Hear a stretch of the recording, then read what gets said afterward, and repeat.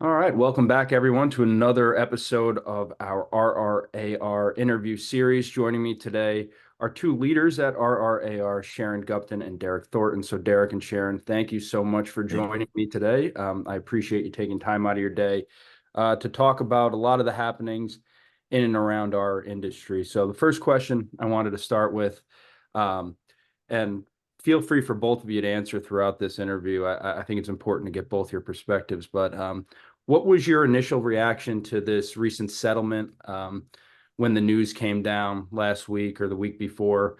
What was the initial reaction, and what are you feeling now after you've had a few days to digest it? We'll start with Sharon, and go ahead.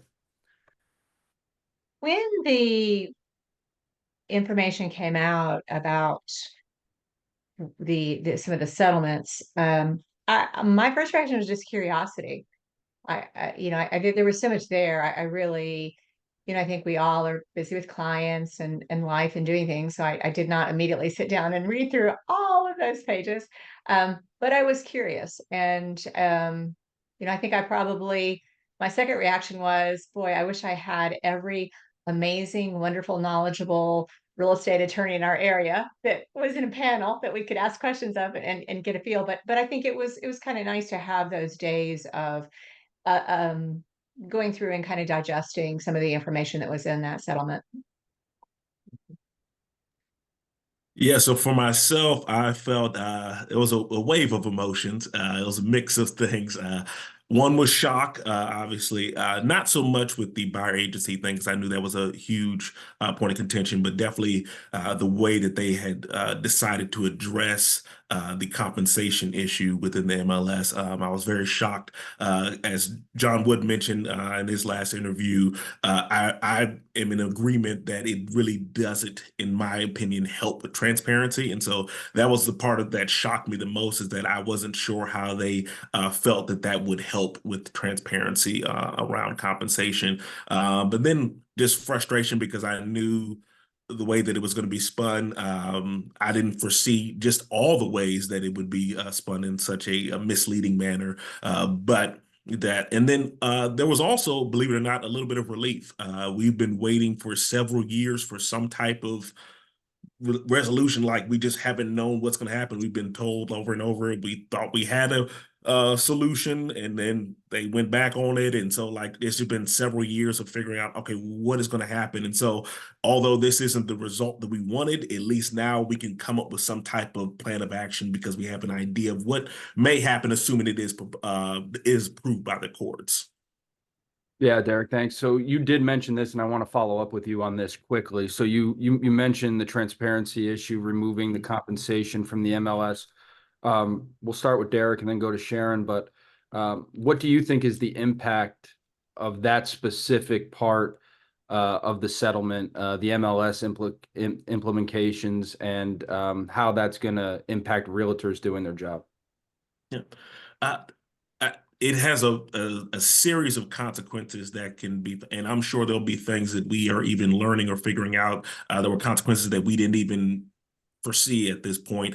But I think one of the biggest issues that can come is that the MLS was always a place where we knew whatever was posted there, that is what an agent was obligated to give to the buyer's agent. Whatever was put in there. Now, contrary to the belief that the media has been put out there, agents have always had the ability to put whatever number they wanted in there. Like I said, it wasn't a situation where you were required to, or you had to put a certain number. You were able to put in whatever number you were willing to give to that buyer's agent in that MLS. And if a buyer or a buyer's agent brought that buyer to you and they wrote an offer on that house that was accepted, you were bound to give them whatever was posted in that MLS. Now we're running into situations where, one, it just adds a layer of complexity in just figuring out what is being offered, right? Because we're having to figure out, okay, if someone wants to see 6 houses, I have to reach out to all of those agents and figure out, okay, what is being offered and if that works. And then not only that, I'm having to trust that those agents are giving out the same amount to every single agent or offering that out to the same person. And so I think that presents an opportunity for a lot of discrimination, fair housing violations. Even if it was done on the up and up, you still are going to run into situations where if a buyer finds out that there was compensation offered that wasn't offered to their agent, they're automatically going to be looking for, okay, was I wrong? And did it have a or was it connected to a fair housing issue or a fair housing violation? And so I think that that creates even more opportunities for lawsuits in the future and a lot of potential people missing out on buying houses.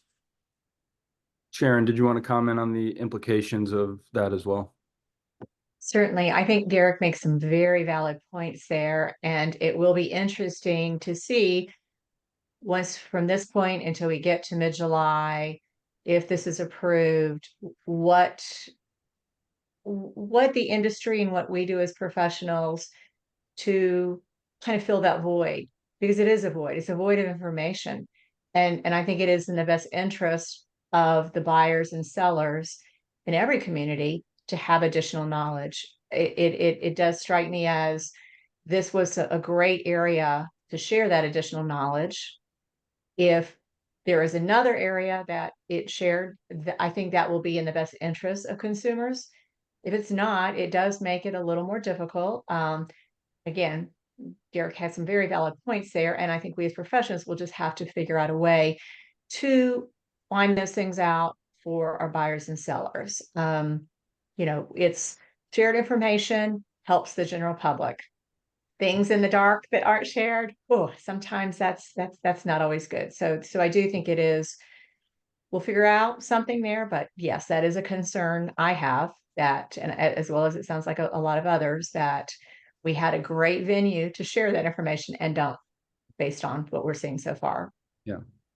So for me, I have been in this industry, not as a realtor, obviously, but as a government affairs director with all of you for over a year now. It's gone by quick, but my father-in-law is also a realtor. So this has always kind of been something that has interested me before I took this position, the world of real estate. And from my perspective, realtors have been able to, overcome the switch to the internet, overcome the housing crisis in 08 and 09. So this group of people are resilient. And I wanted to ask, what is your message to other realtor members who maybe this is sort of the first bump in the road that they're experiencing? But for both of you, you've seen a lot of the business change. And from everything that I've read and talked to people about this, as much media attention as it's getting with everything going on, it's really not the worst thing to happen to this industry. And so what's your message to other realtors who might be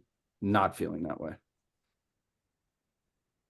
I think there's a great deal of importance to listen, to ask questions, to take as much information as out there from good sources, reliable sources, and understand how we pivot. I think that the great thing about this industry and so many of the professionals in this industry is we can pivot, and we have many times. I don't care if it's the Great Recession, COVID, there's just many times. And all of us know we really kind of pivot even within our seasons. It can be a buyer's market, it can be a seller's market. Interest rates can be up, can be down. So we are used to finding solutions. And I think that is the advantage we have in our industry. And so many of these great talented professionals that work within it is this is what we do day to day. We find solutions. We find solutions for our clients. We find solutions within our community. And in doing that, we will be able to do this. I do think that would be the advice I'd give is have confidence, been here before, we find solutions, and I think listening and asking reliable sources will help us with our clients, protect them. Yeah, so a couple things. One, I would say there are a ton of resources made available to realtor members through your state association, your local, your national.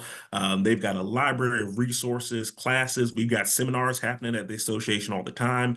Now would be the time if you've never looked at that stuff, and there's a lot of people who haven't, to go and look up all those resources that are available to you and take advantage of them. The agents who are going to be the most likely to make it through this and who have made it through past things that the industry has gone through are the ones who are able to differentiate themselves. And so if you can take advantage of the resources we offer to differentiate yourself, to make sure that you are knowledgeable about all that's going on in the association, in the industry, that is really going to help set you apart and make sure that you make it through this.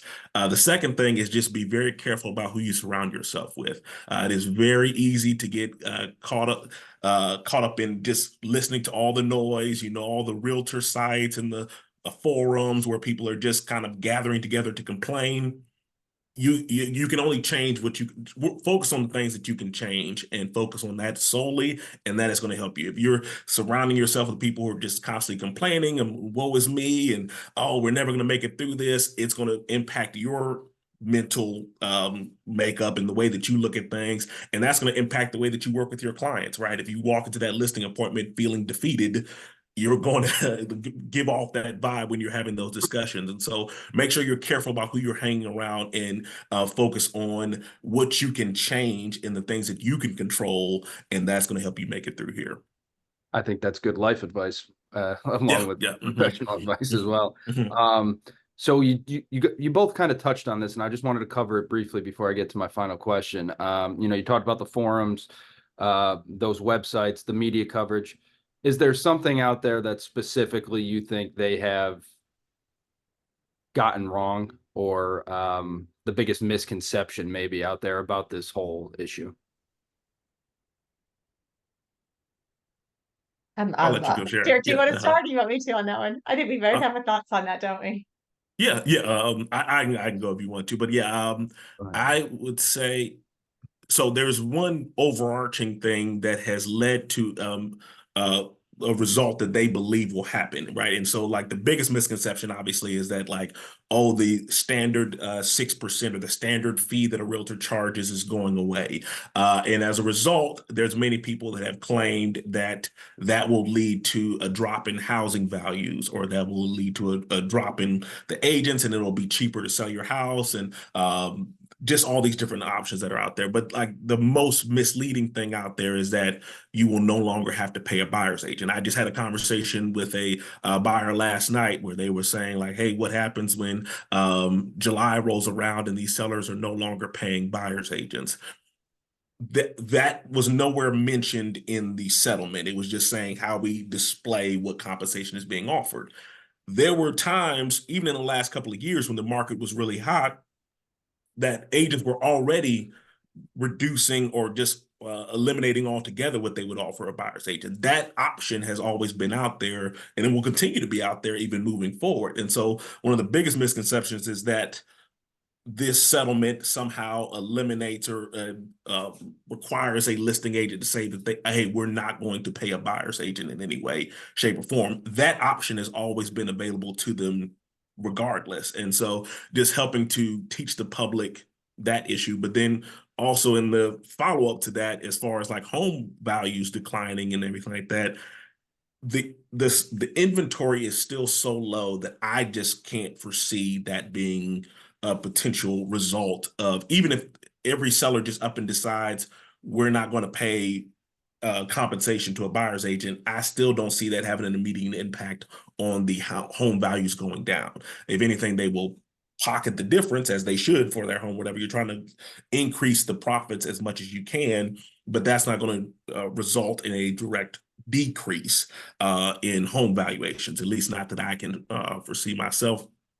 I saw one article where they had an economist who said this is the biggest news since the New Deal that happened. And that was very interesting to me specifically because for Black History Month last month, I had just done a video referencing the New Deal and how it wasn't available to everyone, especially people who looked like myself, right? And so you had to deal with those type of difficulties in the situations. And this new settlement, if passed, has the potential to cause a lot of those issues where the people who would benefit from it are the people who are in a financial position to be able to pay a buyer's agent, right? They're going to have more options that are available to them. Again, you also run the result of having additional fair housing violations. And so, like I said, it very much could be like the New Deal, but we have to come down to the understanding that the New Deal and other laws and things that have been passed by the government have not always been beneficial to all. And that's especially important for us to remember in April, which is Fair Housing Month. Sharon, did you want to comment on this too? Certainly, you make some good points, Derek. I feel like some of them, we are in a really good place. We're in North Carolina where we've had the buyer agency agreements. Some of what we're hearing out there, they are national, that's national coverage.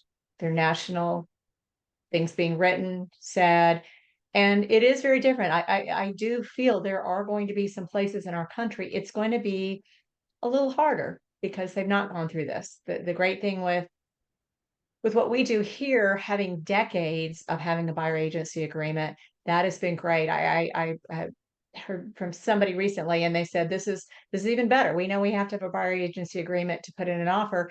Now we can have that conversation with our buyers even earlier before they even see a house to say we need a buyer agency agreement.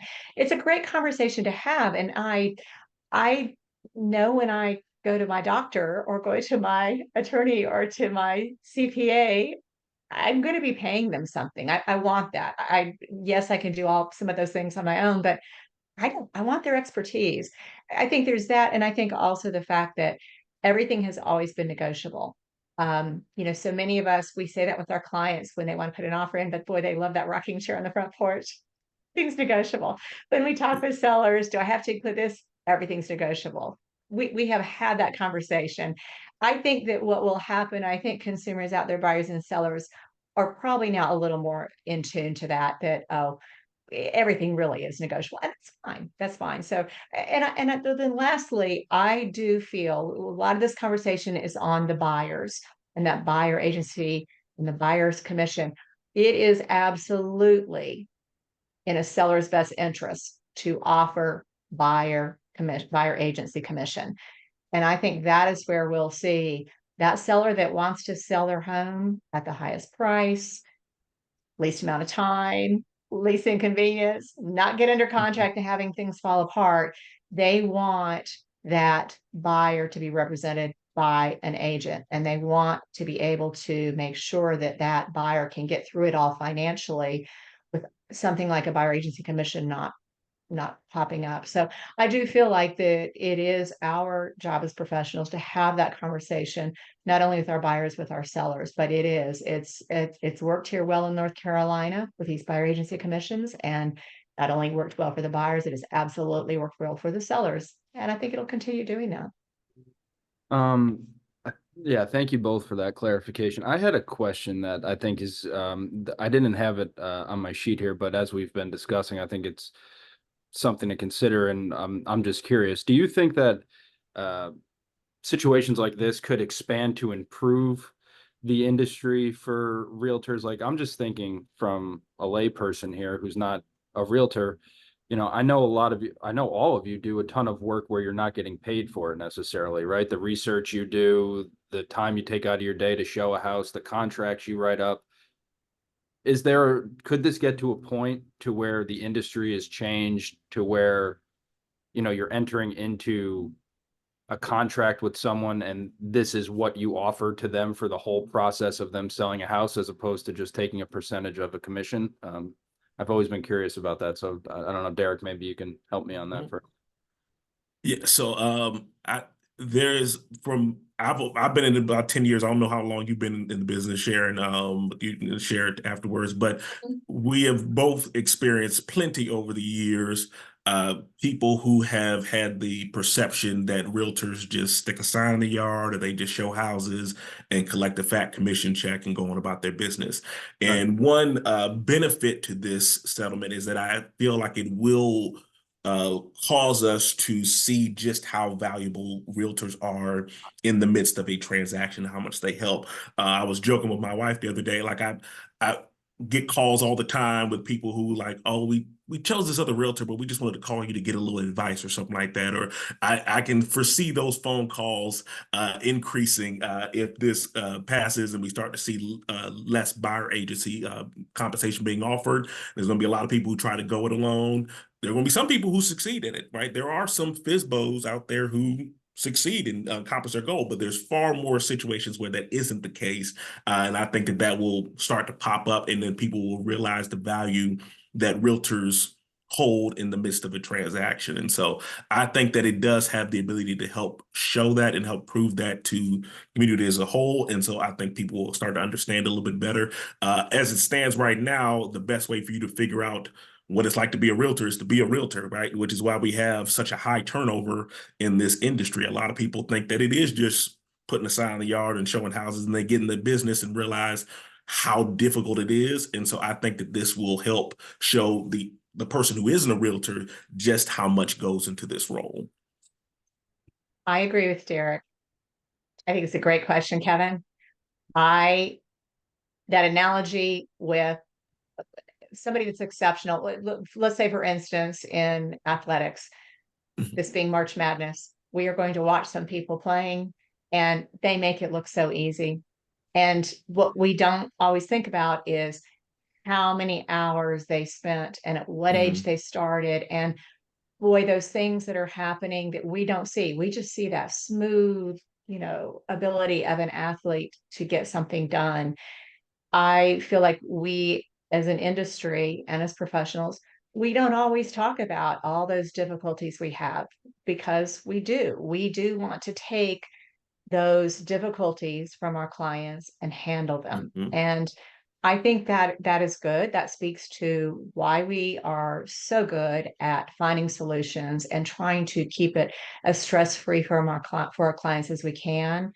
There will probably be some out there, and we certainly know people that have tried to go it on their own before, whether they're a buyer and they go straight to that new construction and don't realize, wow, I have now just could use an agent representing me right now, or that seller that says, I'm just going to sell it myself. Ooh, I didn't realize this was going to take so long, and it looks a lot harder than it seems.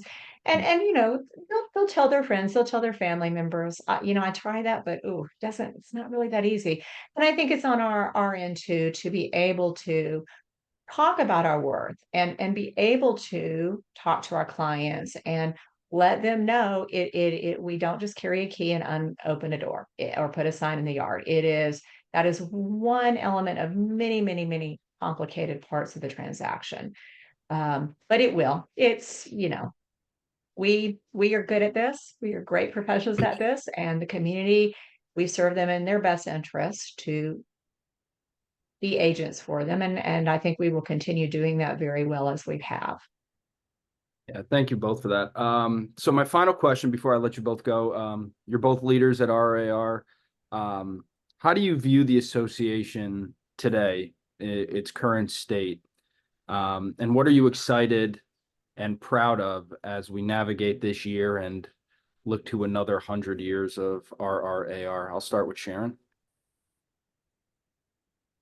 The association, it's each and every member. And we all bring our knowledge, our experience, our conversations. I think we all know, being in this industry, there are many times we're having those conversations. It's not just what's on paper with a listing. It's not just what, we see as we walk through a house. We're picking up the phone, we're texting, we're emailing those colleagues out there. And there is a lot of great shared information and support with each other. And I think the association is remarkable in bringing agents together, as well as listening to members. What do you need? What do you want? And creating entities, committees, classes, things that help each of us out. Yeah. So as Sharon and I both know, and Kevin, I'm sure you find out too, it's been very difficult for us over the years to just help the notoriety of the association. There's a lot of agents out there. We got 10,000 members, but not all of those members know us or walk through those doors. And I think these are the types of situations that increase awareness of what's going on at the association. And so I'm hopeful that it causes a lot more people to raise their hand to volunteer, raise their hand to help out and be in these discussions and help our industry along. I think that sometimes you need a little nudge, and this is a great way. Like I said, if you hear people out in the workplace, or if I ever hear people say like, man, why don't they do this? Or I wish they do this. I'll say, hey, we're always open to, like, you can put your name in the hat for election. You can help out with any number of the committees. Like, we're always open and we're always looking for ways to bring more people in.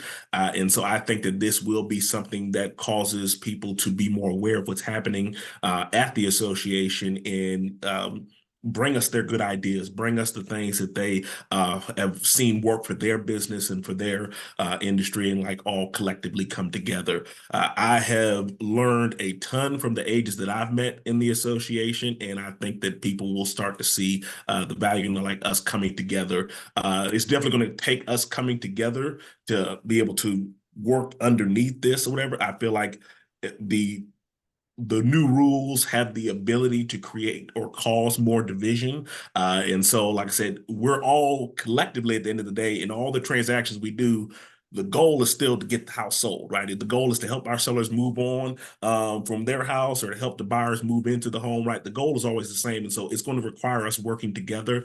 And I think that this will allow more opportunities for those conversations and that networking to happen. And so I'm hopeful for just the way things are working. And then people will begin to see the value in what we offer to our members as well. Yeah, and to that point, you're probably listening to this interview on YouTube. Go check out our website, rrar.com. We have a list of all of our events. You can come check by the association and see what's going on. But for my work, we have an advocacy tab at the top of the website. Check that out. We have a legislative blog, all of our legislative interview series, and all of our events for our GPIC, which is basically our government affairs committee, for the rest of the year. So Sharon, Derrick, thank you both so much for taking time out of your day to join me to be a guest on the interview series. And we really appreciate your insight and all the work you do for the association as well. So thank you very much. And thank you, Kevin. We so appreciate you and all of the folks that work day in, day out of the association in conjunction with we as members that are volunteers to you all the time. Thank you so much. Yeah, of course. Pleasure to be here. Thank you, Derrick. Thank you, Sharon. And we'll talk soon. Thank you very much. All right. Have a good one.